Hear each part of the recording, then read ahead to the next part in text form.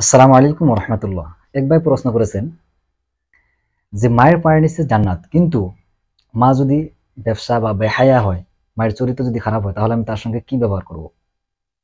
সেটার উত্তর সূরা লোকমানের মধ্যে বলেছেন এভাবে, ওয়া ইন জাহাদাকা আলা আন তুশরিকা বি মা লাইসা লাকা বিহি ইলমুন ফালা তুতি'হুমা। তোমার মা বাবা যদি তোমাকে শিরিক করার জন্য ফোর্স করে, তাহলে তুমি তাদের আনুগত্য করবে না। তারপর কি বলছে? ওয়াসাহিবুহুমা ফিদ দুনিয়া মারুফা।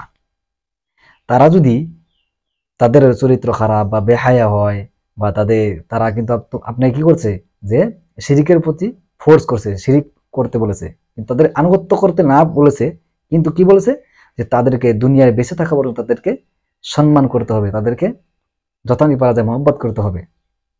কিন্তু শিরিকের যদি ফোর্স করে, তাহলে কিন্তু তাদেরকে তার কথা মতন আপনি এই আনুগত্য করতে পারবেন না।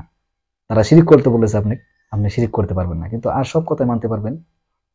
ঠিক আছে, মায়ের পায়ের নিচে জান্নাত বলেছে, কিন্তু এটা কি বলেছে দেখতে পাচ্ছেন কি, যে তারা যদি শিরিক করতে বলে সেটা আপনি আনুগত্য করবেন না, কিন্তু যতদিন আপনি বেঁচে আছেন তাদেরকে আপনি সেবা যত্ন করতে হবে, তাদের কথা মতন চলতে হবে। কিন্তু যদি শিরিক করে, কিন্তু সেটা আপনি শুনবেন না। ইনশাআল্লাহ। ইনশাআল্লাহ উত্তরটা পেয়েছেন। আসসালামু আলাইকুম ওয়া রাহমাতুল্লাহ।